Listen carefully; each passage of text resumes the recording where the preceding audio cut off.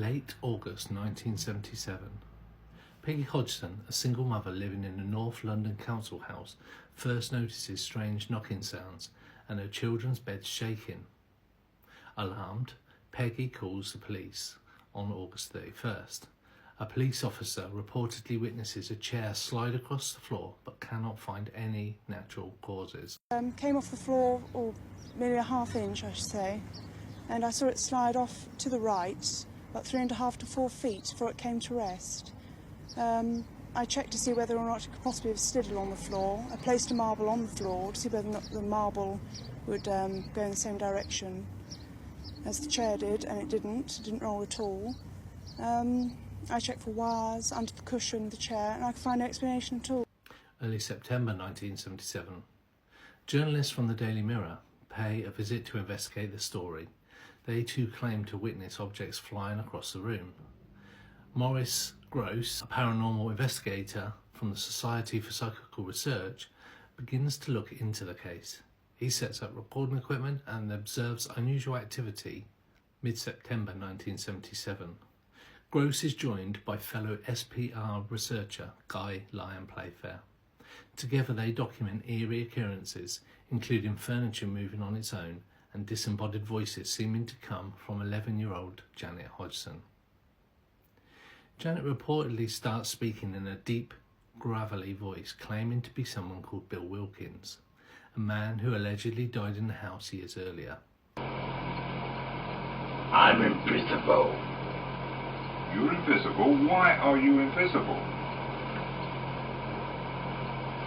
I'm a G-H-O-S-T. Autumn 1977. As word spreads, reporters, neighbours and visitors attest to seeing objects hurled through the air. Janet is famously said to levitate, with witnesses claiming to see her rise from her bed. Gross and Playfair amass hours of audio tapes, capturing strange knocks, voices and other unexplained sounds, fueling media interest and public curiosity. Late 1977 to early 1978. Newspapers and television outlets begin covering the story extensively. Skeptics suggest the children may be faking the events for attention, while investigators maintain there is genuine paranormal activity. Janet's alleged Bill Wilkins voice grows stronger, with extended sessions recorded by the investigators. Throughout 1978, reports of the Enfield Poltergeist begin circulating outside of the UK. Some foreign TV crews investigators visit the Hodgson home.